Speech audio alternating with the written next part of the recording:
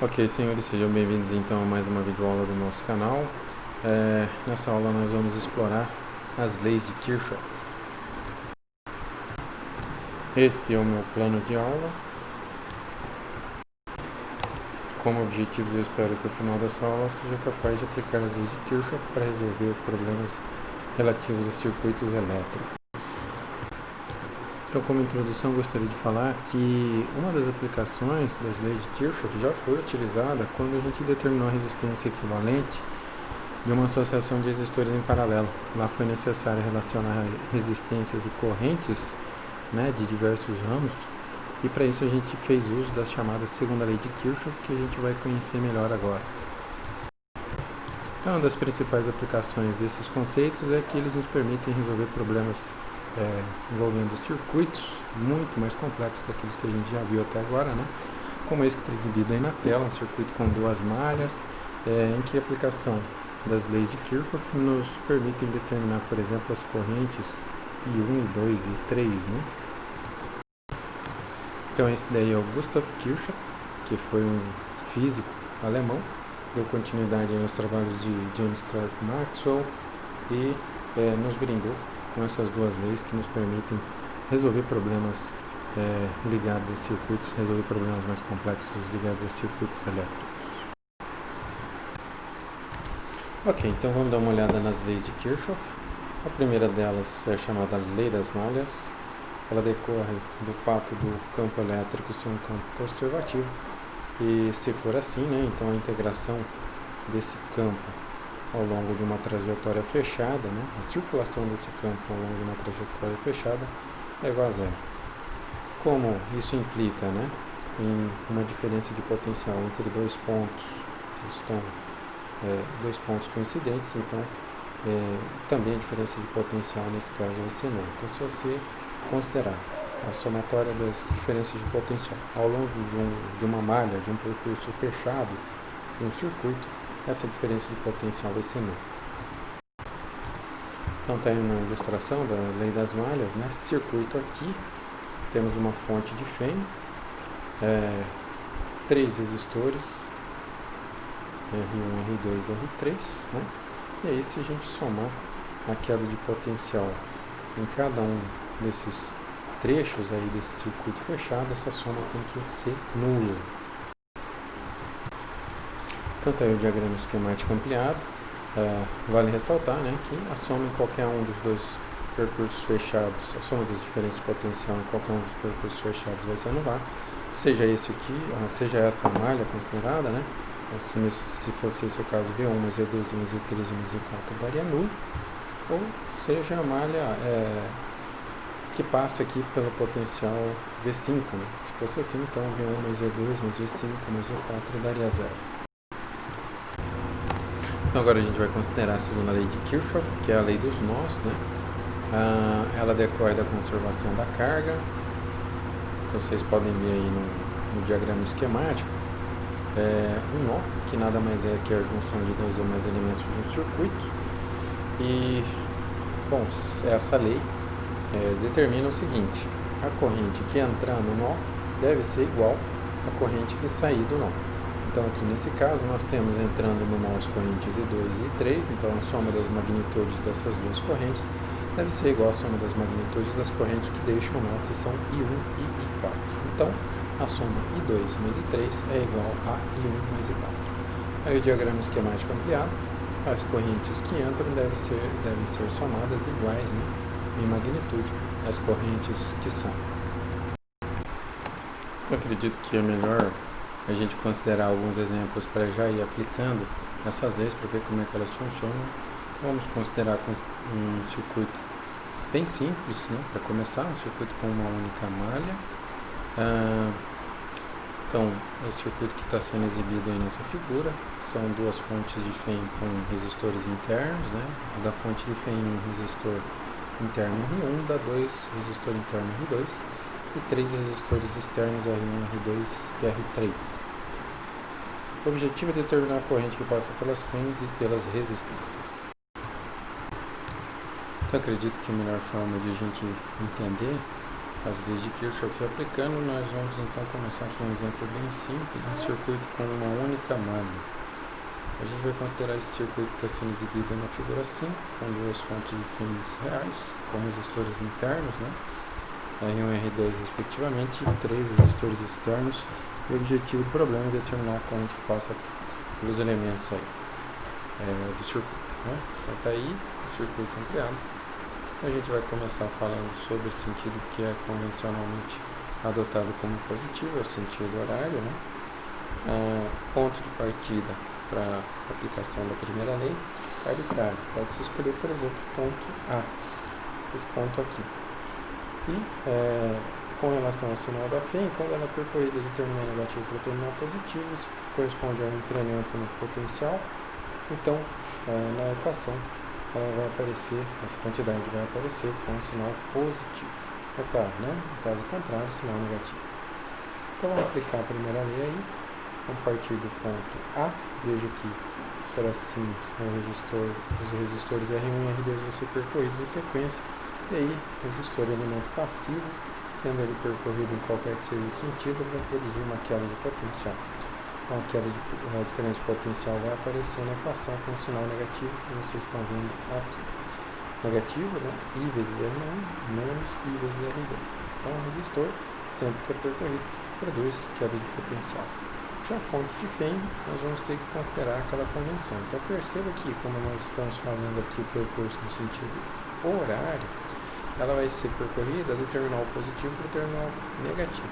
Nesse caso, ela vai produzir uma queda de potencial.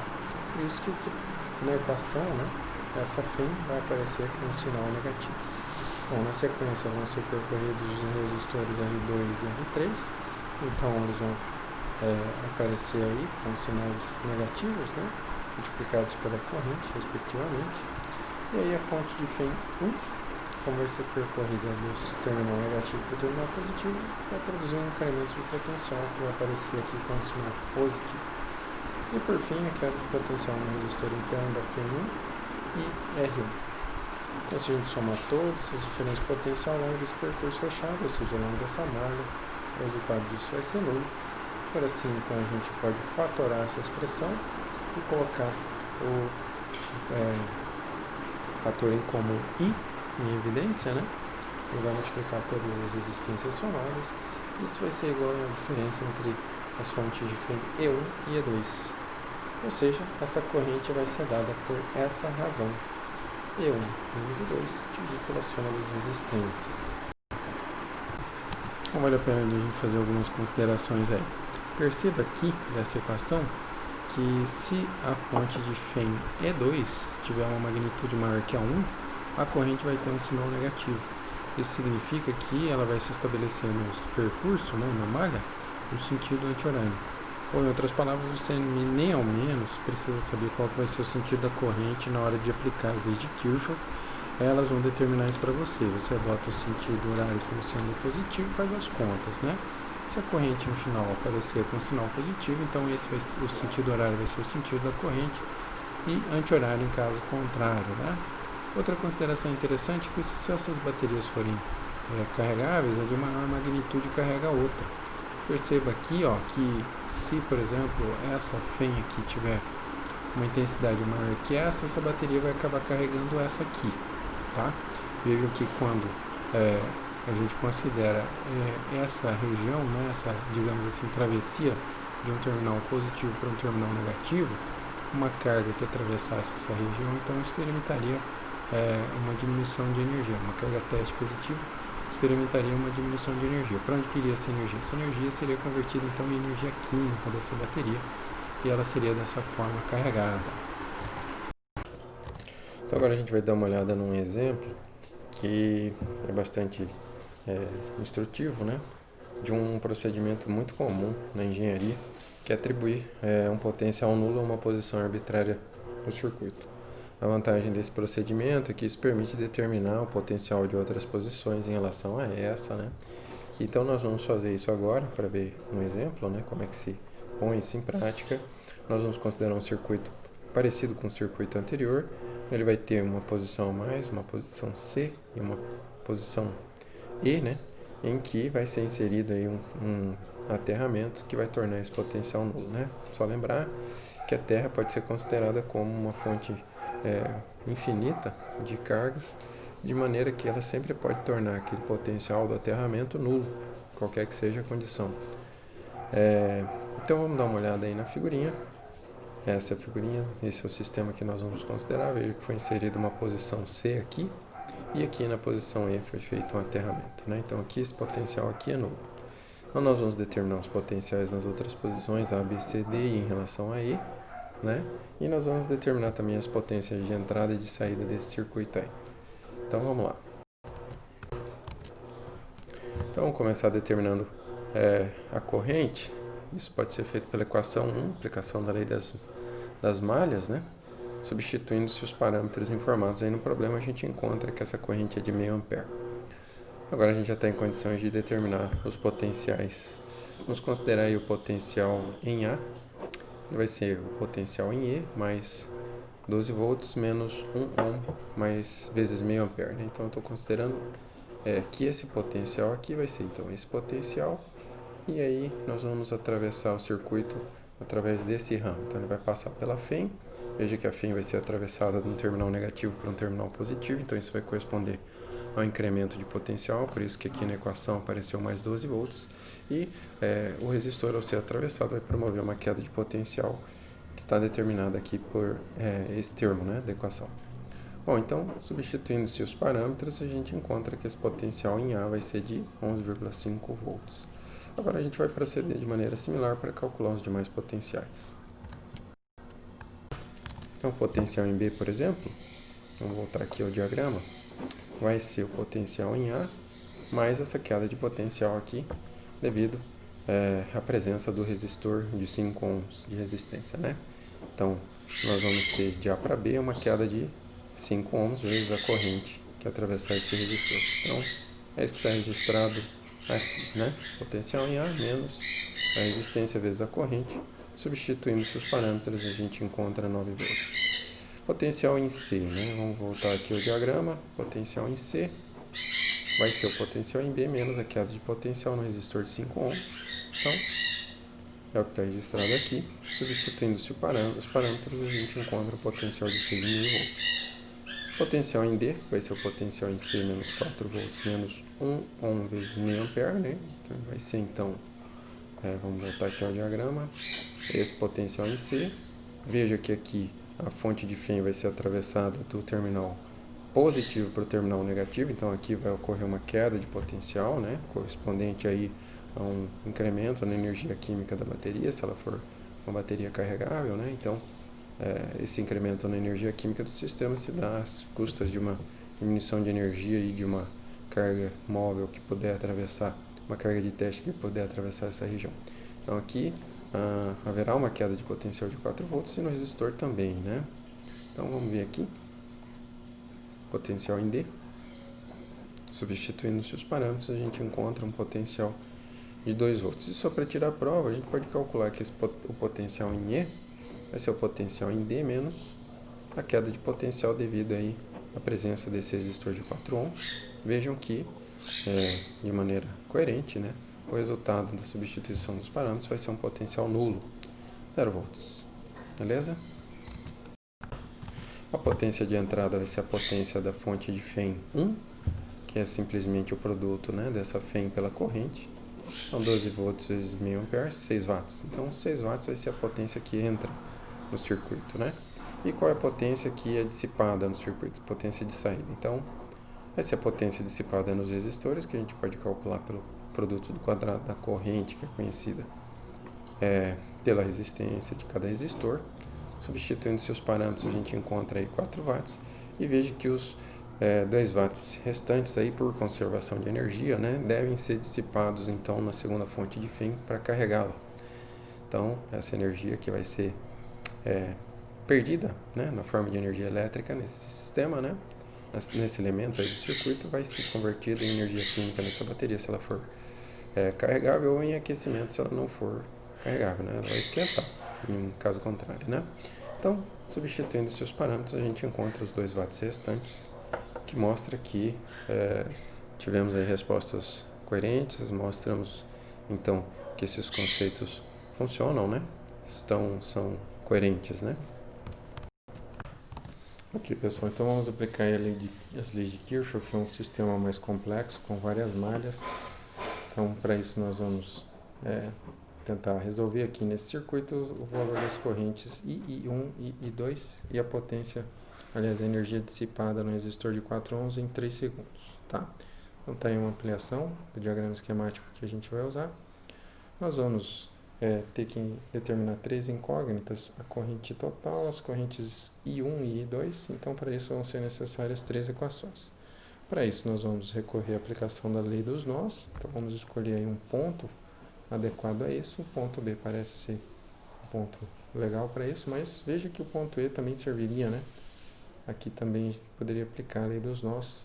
Onde é que tem nós aí nesse circuito? Onde houver junção de dois elementos, né? Quaisquer. Então aqui é a junção desses dois fios e aqui também é uma junção desses dois fios. Então esses dois pontos aqui são nós. Então poderíamos aplicar o ponto B ao ponto E. Eu escolhi o ponto B aí por simplicidade. A corrente que entra nele é a corrente I, as correntes que saem são as correntes I1 e I2. Então a aplicação da lei dos nós nesse ponto é dada por essa equação. As duas outras equações vão ser geradas pela aplicação das leis das malhas a quaisquer duas das 3 malhas consideradas. Então, sempre a gente vai adotar aí um sentido horário para percurso, né? Mas é claro, você poderia escolher um outro sentido, só que você tem que ser coerente com a sua escolha. Se o resistor for percorrido no sentido da corrente arbitrária com a sua escolha de percurso aí haverá uma queda de potencial e ganho de potencial em caso contrário. Então, seja coerente com a sua escolha aí. Se o seu resistor for percorrido no sentido da corrente que você estabeleceu, haverá uma queda de potencial. Se for no sentido contrário, haverá um ganho de potencial. Eu escolhi as malhas AB, E e F, tá? E aí a aplicação da lei das malhas vai gerar essa equação. Vamos voltar a ela. Então, AB, E, F. Em AB, E, F, o que ocorre? A corrente atravessa esse resistor, né? Então aqui haverá uma... Desculpa, né? A gente está considerando aqui sempre o percurso no sentido anti-horário. Então, com esse percurso, esse resistor seria percorrido no sentido da corrente, aqui haveria uma queda de potencial, também aconteceria a mesma coisa aqui, e aqui haveria um ganho de potencial, porque essa fonte de fim vai ser percorrida do sentido negativo para o positivo, né, do seu terminal.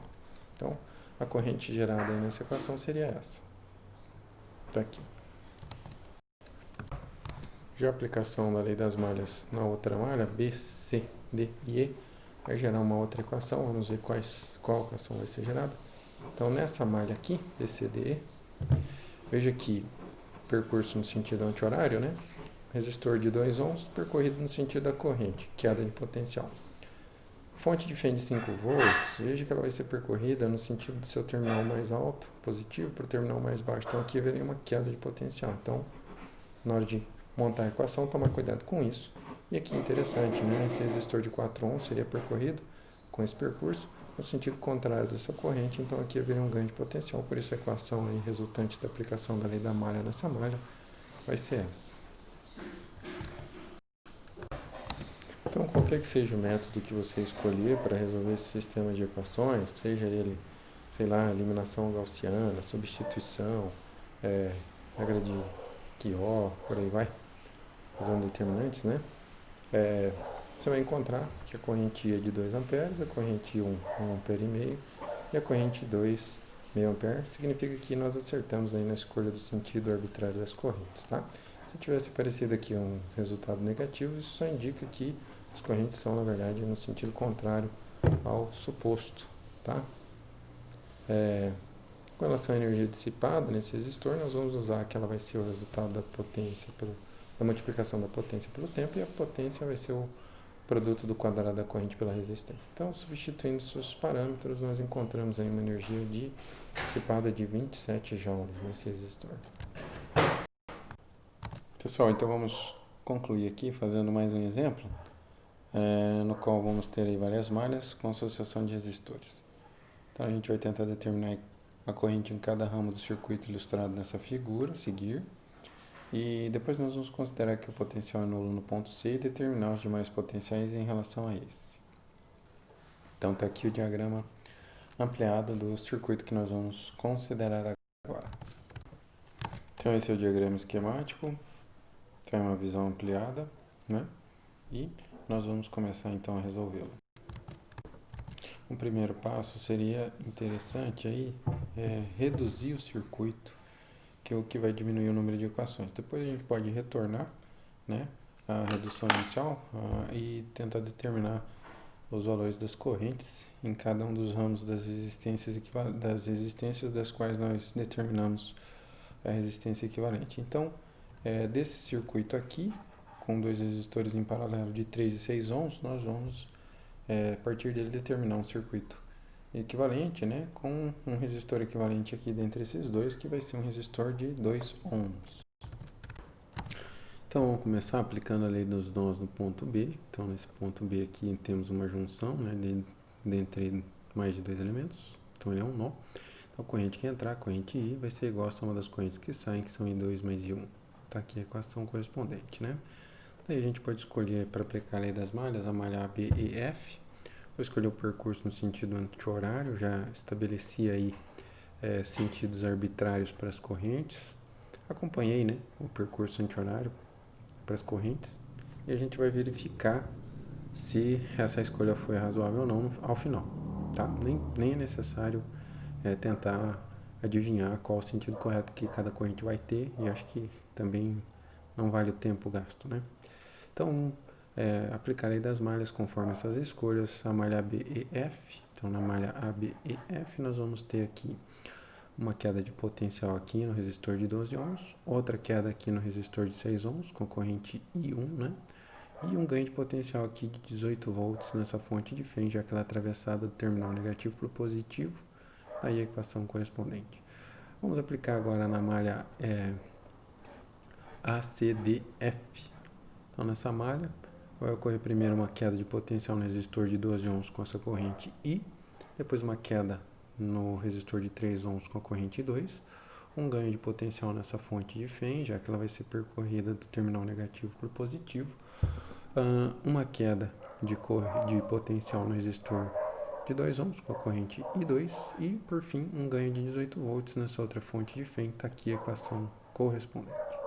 Então, montando-se um sisteminha com as equações 5, 6 e 7, a gente pode resolver utilizando qualquer método aí, substituição, eliminação gaussiana, métodos que envolvam determinantes. Vocês vão encontrar sempre os mesmos resultados. Corrente I, sentido correto, 2 amperes. Corrente I1, supomos com sentido incorreto, ela na verdade vai apontar aí no sentido contrário, representado, né? O que é indicado pelo sinal negativo dessa corrente, e corrente 2, 3 amperes. Corrente I2, 3 amperes. Né? Então, determinamos assim as correntes, e agora a gente pode determinar as correntes nos resistores que foram reduzidos aí pelo resistor equivalente. Então, vamos determinar aí a corrente nos resistores de 3 e 6 ohms. Vamos aplicar a lei dos nós no ponto D, né? No ponto D, então teremos que a corrente que entra nesses dois resistores, vamos voltar mais um pouquinho aqui, pegar o diagrama original, né? A corrente que entra aí vai ser a corrente I2, 3 amperes, e ela vai se dividir aqui numa corrente que vai passar pelo resistor de 3 ohms e numa corrente que vai passar pelo esse resistor de 6 ohms. Vou representá-las dessas formas. Então, 3 amperes vai ser a soma dessas duas correntes, né? Aí a gente pode usar aqui a queda de potencial nesse trecho aí do circuito, vai ser a mesma para os dois resistores de 3 e 6 ohms e também para o resistor equivalente. E no resistor equivalente a gente pode calculá-la multiplicando a resistência equivalente pela corrente, né, que passa por ela. Então nós vamos encontrar aí uma queda de potencial de 6 volts, então essa vai ser a queda de potencial no resistor de 3 ohms, né, e no resistor de 6 ohms. Então veja, com isso a gente pode montar aí mais uma equação, mais duas equações, na verdade, a gente só precisa de mais uma, né? Só temos duas incógnitas, poderíamos escolher essa ou essa, então, montando-se aí um sistema de equações com a 8, a 9 ou a 10, né, que eu deveria ter usado ou, vou corrigir, nós encontramos que a corrente no resistor de 3 ohms é de 2 amperes e no resistor de 6 ohms é de 1 ampere. Então agora a gente vai registrar os potenciais nos pontos, considerando que o potencial no ponto C é nulo. Então Então, vamos começar pelo potencial em D. Vamos verificar aqui no circuito que o potencial em D vai ser o potencial em C mais um ganho de 21 volts. Então, como o potencial em C é nulo, né, nós vamos ter aí que o potencial em D vai ser de 21 volts. Potencial em em E vai ser o potencial em D menos a queda que vai ocorrer na resistência equivalente ali dos resistores em paralelo. Então, substituindo seus valores, vamos encontrar aí 15 volts. Potencial em F vai estar em curto com potencial em E. Você pode ver aqui no circuito, E e F estão em curto, então estão no mesmo potencial. Então, 15 volts. Potencial em A vai ocorrer o ganho da fonte de FEM, então 15 menos 8, 33 volts. Potencial em B, potencial em A menos a queda de potencial no resistor de 12, né? Vamos dar uma olhada aqui. Então, potencial em B, potencial em A menos essa queda, mais essa queda, né? Então, potencial em B, substituindo seus valores, 9 volts. E aí a gente conclui, né? Já que o potencial em C é nulo. Então, para essa aula, acho que está de bom tamanho. Meu muito obrigado, fiquem atentos ao Moodle e até o nosso próximo encontro.